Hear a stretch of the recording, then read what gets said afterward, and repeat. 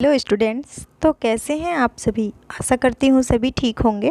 तो चलते हैं आज के अपने नए जीके के क्वेश्चंस की तरफ, जिसमें हमने नए जीके के बेहद मोस्ट इम्पॉर्टेंट करंट अफेयर्स के सवालों को और कुछ बार बार पूछे गए जीके के क्वेश्चंस को इस वीडियो में हमने अपलोड किया हुआ है। तो सबसे पहले जीके करंट अफेयर्स का क्वेश्चंस आएगा, उसके बाद हमेशा परीक्षाओं में पूछा गया प्रश्न आएगा। तो ज़्यादा देर न करते हुए चलते हैं अपने वीडियो की तरफ। तो आज का पहला सवाल है, हाल ही में किस राज्य में पूर्व प्रधानमंत्री अटल बिहारी वाजपेयी का भव्य स्मारक बनाए जाने की घोषणा की गई है। आपका ऑप्शन ए है उत्तर प्रदेश में, ऑप्शन बी है उत्तराखंड में, ऑप्शन सी है मध्य प्रदेश में और ऑप्शन डी है गुजरात में। तो इसका सही जवाब हो जाएगा ऑप्शन नंबर सी, मध्य प्रदेश में पूर्व प्रधानमंत्री अटल बिहारी वाजपेयी का भव्य स्मारक बनाए जाने की घोषणा की गई है। और चलते हैं अपने अगले प्रश्न की ओर। तो आपका अगला प्रश्न है, एनडीटीवी में गौतम अडानी ने कितने प्रतिशत की हिस्सेदारी खरीदने की घोषणा की है। आपका ऑप्शन ए है 60%, ऑप्शन बी है 65%, ऑप्शन सी है 70% और ऑप्शन डी है 75%। तो इसका सही जवाब हो जाएगा option number B, 65%। Gautam Adani ji ने एनडीटीवी में इतने परसेंट हिस्सेदारी खरीदने की घोषणा की है। और आपका अगला प्रश्न है, CEBR के अनुसार भारत कब दुनिया की तीसरी सबसे बड़ी अर्थव्यवस्था बन जाएगी। आपका ऑप्शन है 2035 में, ऑप्शन बी है 2036 में, ऑप्शन सी है 2040 में और ऑप्शन डी है 2045 में। तो इसका सही जवाब हो जाएगा ऑप्शन नंबर ए, 2035 में। 2035 में CBR के अनुसार भारत दुनिया की तीसरी सबसे बड़ी अर्थव्यवस्था बन जाएगी। और आपका अगला प्रश्न है कि भारत के वर्तमान प्रधानमंत्री नरेंद्र मोदी किस क्रम के प्रधानमंत्री हैं। आपका ऑप्शन ए है 20वें क्रम के, ऑप्शन बी है 13वें क्रम के, ऑप्शन सी है 14वें क्रम के और ऑप्शन डी है 15वें क्रम के। तो इसका सही जवाब हो जाएगा ऑप्शन नंबर सी, 14वें क्रम के। भारत के वर्तमान प्रधानमंत्री नरेंद्र मोदी जी 14वें क्रम के प्रधानमंत्री हैं। और आपका अगला प्रश्न है, आज़ादी के बाद जन्मे और प्रधानमंत्री पद पर आसीन होने वाले प्रथम व्यक्ति कौन हैं। आपका ऑप्शन ए है मनमोहन सिंह, ऑप्शन बी है राजीव गांधी, ऑप्शन सी है नरेंद्र मोदी और ऑप्शन डी है अटल जी। तो इसका सही जवाब हो जाएगा option number C, Narendra Modi ji का जन्म आज़ादी के बाद हुआ है और ये मंत्री पद पर आसीन हुए पहले व्यक्ति हैं जिनका आज़ादी के बाद जन्म हुआ है। और आपका अगला प्रश्न है, मोटेरा स्टेडियम यानी कि सरदार पटेल क्रिकेट स्टेडियम का नाम बदलकर क्या रख दिया गया है। आपका ऑप्शन ए है Narendra Modi stadium, option B है Amit Shah stadium, option C है राजनाथ सिंह स्टेडियम और ऑप्शन डी है अटल स्टेडियम। तो इसका सही जवाब हो जाएगा option number A, Narendra Modi stadium. Sardar Patel cricket stadium का नाम बदल करके नरेंद्र मोदी स्टेडियम रख दिया गया है। ये परीक्षा के दृष्टिकोण से बेहद इम्पोर्टेंट है, ध्यान रहे। और आपका अगला प्रश्न है, कार्य युद्ध ग्रंथ पुस्तक किसके जीवन से प्रेरित होकर लिखी गई है। स्टूडेंट्स, ये सब वेरी वेरी इंपॉर्टेंट क्वेश्चन है। तो आपका ऑप्शन ए है महात्मा गांधी, ऑप्शन बी है नरेंद्र मोदी, ऑप्शन सी है राजनाथ सिंह और ऑप्शन डी है अटल जी। तो इसका सही जवाब हो जाएगा option number B, Narendra Modi ji के जीवन से प्रेरित होकर कार्य युद्ध पुस्तक लिखी गई है। और आपका अगला प्रश्न है, मोदी जी के जीवन पर बनी फिल्म PM नरेंद्र मोदी में मोदी जी की भूमिका किस एक्टर ने निभाई है। आपका ऑप्शन ए है बोमन औरनी ने, ऑप्शन बी है सुरेश ओबराय ने, ऑप्शन सी है विवेक ओबेरॉय ने और ऑप्शन डी है मनोज जोशी ने। तो इसका सही जवाब हो जाएगा ऑप्शन नंबर सी, विवेक ओबराय ने। विवेक ओबराय ने PM नरेंद्र मोदी जो फिल्म बनी थी इसकी नरेंद्र मोदी की भूमिका निभाए थे। तो इस सवाल को ध्यान में रखिएगा, परीक्षा के दृष्टिकोण से इम्पोर्टेंट है। और आपका अगला प्रश्न है, नई दिल्ली के किस प्रसिद्ध इमारत को प्रधानमंत्री संग्रहालय में परिवर्तित किया गया है। आपका ऑप्शन ए है पार्लियामेंट ऑफ इंडिया को, ऑप्शन बी है तीन मूर्ति भवन को, ऑप्शन सी है लोटस टेम्पल को और ऑप्शन डी है दिल्ली दरवाज़ा को। तो इसका सही जवाब हो जाएगा ऑप्शन नंबर बी, तीन मूर्ति भवन को संग्रहालय में परिवर्तित किया गया है। और आपका अगला प्रश्न है, हाल ही में जारी एक रिपोर्ट के अनुसार सबसे लोकप्रिय नेताओं की सूची में कौन शीर्ष पर रहा है? आपका ऑप्शन ए है अरविंद केजरीवाल, ऑप्शन बी है कमला हैरिस, ऑप्शन सी है जो बाइडेन और ऑप्शन डी है नरेंद्र मोदी। तो इसका सही जवाब हो जाएगा option number D, Narendra Modi. और आपका अगला प्रश्न है, प्रधानमंत्री नरेंद्र मोदी जी ने मेजर ध्यानचंद खेल के रत्न विश्वविद्यालय की आधारशिला कहाँ रखी है? आपका ऑप्शन ए है भोपाल में, ऑप्शन बी है सूरत में, ऑप्शन सी है मेरठ में और ऑप्शन डी है ग्वालियर में। तो इसका सही जवाब हो जाएगा ऑप्शन नंबर सी, मेरठ में। तो चलते हैं अपने अगले प्रश्न की ओर। तो आपका अगला प्रश्न है, प्रधानमंत्री नरेंद्र मोदी के नए सलाहकार कौन बने हैं? आपका ऑप्शन ए है तरुण कपूर, ऑप्शन बी है अमित खरे, ऑप्शन सी है अनुज सिंघल और ऑप्शन डी है अनूप शाह। तो इसका सही जवाब हो जाएगा ऑप्शन नंबर ए, तरुण कपूर जी नरेंद्र मोदी जी के नए सलाहकार बने हैं। ये वेरी इंपॉर्टेंट क्वेश्चन है, इसको टिक कर लीजिएगा। और आपका अगला प्रश्न है, लॉजिस्टिक्स क्षेत्र की बेहतरी के लिए पीएम मोदी ने किस नीति अर्थात पॉलिसी को लॉन्च किया है? आपका ऑप्शन ए है national logistics policy, option B है PM Gati Shakti, option C है इंडिया लॉजिस्टिक्स पॉलिसी और ऑप्शन डी है इनमें से कोई नहीं। तो इसका सही जवाब हो जाएगा ऑप्शन नंबर ए, नेशनल लॉजिस्टिक्स पॉलिसी। और आपका अगला प्रश्न है, सितंबर 2022 को प्रधानमंत्री नरेंद्र मोदी ने किस राज्य में डोनी पोलो हवाई अड्डे का उद्घाटन किया है? आपका ऑप्शन ए है मिजोरम में, ऑप्शन बी है अरुणाचल प्रदेश में, ऑप्शन सी है असम में और ऑप्शन डी है हिमाचल प्रदेश में। तो इसका सही जवाब हो जाएगा option number B, Arunachal Pradesh में डोनी पोलो हवाई अड्डे का उद्घाटन किए हैं पीएम नरेंद्र मोदी जी। और आपका अगला प्रश्न है, पीएम मोदी ने देश के पहले बुलियन एक्सचेंज यानी कि Indian national bullion exchange IIBX का उद्घाटन किया। आपका ऑप्शन ए है मिजोरम में, ऑप्शन बी है मुंबई में, ऑप्शन सी है असम में और ऑप्शन डी है गांधीनगर में। तो इसका सही जवाब हो जाएगा ऑप्शन नंबर डी, गांधीनगर में। और आपका अगला प्रश्न है, पीएम मोदी प्रतिवर्ष किस तारीख को नेशनल स्टार्टअप डे के रूप में मनाने की घोषणा की है? आपका ऑप्शन है 11 जनवरी को, ऑप्शन बी है 15 जनवरी को, ऑप्शन सी है 16 जनवरी को और ऑप्शन डी है 19 जनवरी को। तो इसका सही जवाब हो जाएगा ऑप्शन नंबर सी, 16 जनवरी को नेशनल स्टार्टअप डे के रूप में मोदी जी ने मनाने की घोषणा की है। और आपका अगला प्रश्न है बेहद इंटरेस्टिंग ये क्वेश्चन है। तो आपका प्रश्न है कि इस पेड़ के नीचे सोने से आदमी मर सकता है? तो इसका जवाब आपको देना होगा कमेंट बॉक्स में।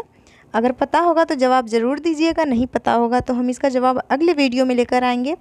तो चलते हैं अपने अगले प्रश्न की ओर। तो आपका अगला प्रश्न है, दिल्ली स्थित महात्मा गांधी की समाधि का क्या नाम है?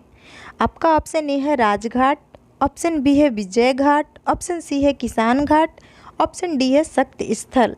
तो हम इसमें आप लोगों को 5 सेकेंड का समय देते हैं। अगर पता है तो कमेंट बॉक्स में जवाब देकर बताइए, नहीं पता है तो हम बताते हैं। तो इसका सही जवाब हो जाएगा ऑप्शन नंबर ए, राजघाट। और आपका अगला प्रश्न है, विश्व का सबसे बड़ा बर्फ महोत्सव कहाँ आयोजित किए जाते हैं? आपका ऑप्शन ए है जापान में, ऑप्शन बी है भारत में, ऑप्शन सी है चीन में और ऑप्शन डी है पाकिस्तान में। तो इसका सही जवाब हो जाएगा ऑप्शन नंबर सी, चीन में। दोस्तों, अगर हमारी वीडियो पसंद आती है तो प्लीज़ वीडियो को लाइक करें, जिससे हमें मोटिवेशन मिले और भी ऐसे ही वीडियो बनाने के लिए। और आपका अगला प्रश्न है, कौन सा जीव त्वचा के माध्यम से श्वास लेता है? आपका ऑप्शन ए है मछली, ऑप्शन बी है चूहा, ऑप्शन सी है हाथी और ऑप्शन डी है मेढक। तो इसका सही जवाब हो जाएगा ऑप्शन नंबर डी, मेढक। मेढक जो है कि ये त्वचा के माध्यम से सांस लेता है। इसे बहुत लोगों को पता होगा और बहुतों को नहीं पता होगा, तो इसलिए हमने सोचा इसका जवाब देना ज़रूरी है। और आपका अगला प्रश्न है, कंप्यूटर का आविष्कार किसने किया था? आपका ऑप्शन ए है चार्ल्स बेबेज ने, ऑप्शन बी है एरिस्टोटल ने, ऑप्शन सी है आइंस्टाइन ने और ऑप्शन डी है इनमें से कोई नहीं। तो इसका सही जवाब हो जाएगा ऑप्शन नंबर ए, चार्ल्स बेबेज ने कंप्यूटर का आविष्कार किया था। और आपका अगला प्रश्न है, बंगाल का पहला विभाजन किस वर्ष में हुआ था? आपका ऑप्शन ए है 1906 ईस्वी में, ऑप्शन बी है 1904 ईस्वी में, ऑप्शन सी है 1903 ईस्वी में और ऑप्शन डी है 1905 ईस्वी में। तो इसका सही जवाब हो जाएगा ऑप्शन नंबर डी, 1905 ईस्वी में बंगाल का पहला विभाजन हुआ था। इसको ध्यान में रखिएगा। और चलते हैं अपने अगले प्रश्न की ओर। तो आपका अगला प्रश्न है, भारत की राजधानी कलकत्ता से दिल्ली कब स्थानांतरित हुई? तो आपका ऑप्शन ए है 1911 ईस्वी में, ऑप्शन बी है 1904 ईस्वी में, ऑप्शन सी है 1903 ईस्वी में और ऑप्शन डी है 1905 ईस्वी में। तो इसका सही जवाब हो जाएगा ऑप्शन नंबर ए, 1911 ईस्वी में कलकत्ता से दिल्ली स्थानांतरित हो गया राजधानी भारत की। और आपका अगला प्रश्न है, कार बैटरी में किस एसिड का प्रयोग किया जाता है? आपका ऑप्शन ए है नाइट्रिक एसिड का, ऑप्शन बी है सल्फ्यूरिक एसिड का, ऑप्शन सी है बेंजोइक एसिड का और ऑप्शन डी है इनमें से कोई नहीं। तो इसका सही जवाब हो जाएगा option number B, sulphuric acid का कार की बैटरी में प्रयोग किया जाता है। और आपका अगला प्रश्न है कि प्लूटो ग्रह को किस श्रेणी में रखा गया है? आपका ऑप्शन ए है क्षुद्र ग्रह, ऑप्शन बी है विलय युक्त ग्रह, ऑप्शन सी है बौना ग्रह और ऑप्शन डी है इनमें से कोई नहीं। तो इसका सही जवाब हो जाएगा ऑप्शन नंबर सी, बौना ग्रह की श्रेणी में रखा गया है प्लूटो ग्रह को। ध्यान रहे, ये कई बार परीक्षाओं में ये प्रश्न पूछा जाता है, तो इसका करेक्ट आंसर हो जाएगा ऑप्शन नंबर सी, बौना ग्रह। और आपका अगला प्रश्न है, महाबोधि मंदिर कहाँ स्थित है? आपका ऑप्शन ए है पटना में, ऑप्शन बी है बोधगया में, ऑप्शन सी है रांची में, ऑप्शन डी है इनमें से कोई नहीं। तो इसका सही जवाब हो जाएगा ऑप्शन नंबर बी, बोधगया में। ये जो महाबोधि मंदिर है ये बोधगया में स्थित है। दोस्तों ये सारी क्वेश्चंस को ध्यान से पढ़िएगा, बेहद ही इम्पॉर्टेंट है, इसलिए हमने इस वीडियो में डाला है। और आपका अगला प्रश्न है, छिपकली का अध्ययन क्या कहलाता है? आपका ऑप्शन ए है हर्टिलॉजी, ऑप्शन बी है हर्पेटोलॉजी, ऑप्शन सी है लिम्नोलॉजी और ऑप्शन डी है इनमें से कोई नहीं। करेक्ट, इसका सही जवाब हो जाएगा ऑप्शन नंबर बी, हेर्पेटोलॉजी कहलाता है छिपकली का अध्ययन। तो ध्यान रहे, option number B is correct. और आपका अगला प्रश्न है, पेसमेकर किससे संबंधित है? आपका ऑप्शन ए है किडनी से, ऑप्शन बी है यकृत से, ऑप्शन सी है हृदय से और ऑप्शन डी है रक्त से। तो इसका सही जवाब हो जाएगा ऑप्शन नंबर सी, हृदय से। ये जो पेसमेकर है ये हृदय शब्द से यानी कि हृदय से संबंधित है। और आपका अगला प्रश्न है कि पशुपतिनाथ मंदिर कहाँ स्थित है? टिक कर दीजिएगा, बेहद ही इंपॉर्टेंट क्वेश्चन है। आपका ऑप्शन ए है नेपाल में, ऑप्शन बी है भूटान में, ऑप्शन सी है म्यांमार में और ऑप्शन डी है अफगानिस्तान में। तो इसका सही जवाब हो जाएगा ऑप्शन नंबर ए, नेपाल में। ये जो पशुपतिनाथ मंदिर है ये स्थित है। बहुत सारे लोग यहाँ पे घूमने के लिए जाते हैं। और आपका अगला प्रश्न है, भारत में किस वर्ष ब्रिटिश अधिनियम समाप्त हुआ? आपका ऑप्शन ए है 1945 में, ऑप्शन बी है 1944 में, ऑप्शन सी है 1947 में और ऑप्शन डी है 1950 में। तो इसका सही जवाब हो जाएगा ऑप्शन नंबर सी, 1947 में। 15 अगस्त 1947 को हमारा देश भी आज़ाद हुआ था और इसी समय हम लोग ब्रिटिश अधिनियम समाप्त भी किए थे। और आपका अगला प्रश्न है, महानगर टेलीफोन नगर लिमिटेड की स्थापना किस वर्ष हुई? आपका ऑप्शन ए है 1986 में, ऑप्शन बी है 1987 में, ऑप्शन सी है 1988 में और ऑप्शन डी है 1990 में। तो इसका सही जवाब हो जाएगा ऑप्शन नंबर ए, 1986 में। और आपका अगला प्रश्न है, हुमायूं का मकबरा कहाँ स्थित है? This is very important question for competitive exam. तो आपका ऑप्शन ए है कोलकाता, ऑप्शन बी है दिल्ली, ऑप्शन सी है लखनऊ और ऑप्शन डी है मुंबई। तो दोस्तों इसे टिक कर लीजिएगा, ये परीक्षा में आने वाला ही है। तो इसका सही जवाब हो जाएगा ऑप्शन नंबर बी, दिल्ली में हुमायूं का मकबरा स्थित है। और आपका अगला प्रश्न है, आर्थिक आपातकाल किसके द्वारा लागू किया जाता है? आपका ऑप्शन ए है प्रधानमंत्री के द्वारा और ऑप्शन बी है राष्ट्रपति के द्वारा और ऑप्शन सी है मुख्यमंत्री के द्वारा और ऑप्शन डी है राज्यपाल के द्वारा। तो इसका सही जवाब हो जाएगा ऑप्शन नंबर बी, राष्ट्रपति के द्वारा आर्थिक आपातकाल लागू किया जाता है। और आपका अगला प्रश्न है, संविधान का कौन सा अनुच्छेद को भारत के राज्यों के संघ के रूप में वर्णित करता है? आपका ऑप्शन ए है अनुच्छेद 1, ऑप्शन बी है अनुच्छेद 2, ऑप्शन सी है अनुच्छेद 3 और ऑप्शन डी है अनुच्छेद 4। तो इसका सही जवाब हो जाएगा ऑप्शन नंबर ए। अनुच्छेद 1 में भारत को राज्यों का संघ कहा गया है। और चलते हैं अपने अगले प्रश्न की ओर। तो आपका अगला प्रश्न है, गोल्फ की खोज कहाँ हुई थी? आपका ऑप्शन ए है थाईलैंड, ऑप्शन बी है फिनलैंड, ऑप्शन सी है स्कॉटलैंड और ऑप्शन डी है नीदरलैंड। तो इसका सही जवाब हो जाएगा ऑप्शन नंबर सी। स्कॉटलैंड में गोल्फ की खोज हुई थी। और ये गोल्फ क्या है? गेम है। तो आप लोग इसको बताइए क्या है, गेम है कि क्या है।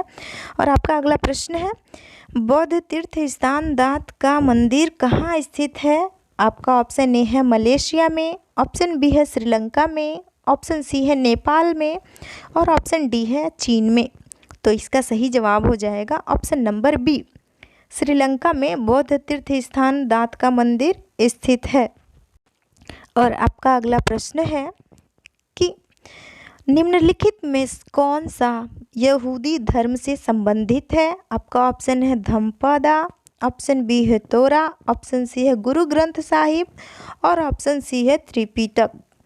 तो इसका सही जवाब हो जाएगा ऑप्शन नंबर बी, तोरा। ये यहूदी धर्म से संबंधित है।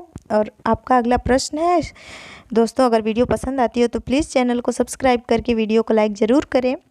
इनमें से कौन सा राजवंश दक्षिण भारत से संबंधित नहीं है? आपका ऑप्शन ए है पांड्य, ऑप्शन बी है पाल, ऑप्शन सी है सातवाहन और ऑप्शन डी है पल्लव। तो दोस्तों इसका सही जवाब हो जाएगा ऑप्शन नंबर बी, पाल। ये जो है ये दक्षिण भारत से संबंधित नहीं है, पाल राजवंश। और तो दोस्तों अगर हमारी वीडियो पसंद आती हो, अगर आपको थोड़ा भी ज्ञान देती हो तो प्लीज़ वीडियो को लाइक करके, अगर आप नए हैं तो चैनल को सब्सक्राइब करिए। अगर कोई बाई मिस्टेक गलती हुई है तो हमें कमेंट बॉक्स में ज़रूर बताइए। तो तब तक के लिए बाय बाय दोस्तों, धन्यवाद।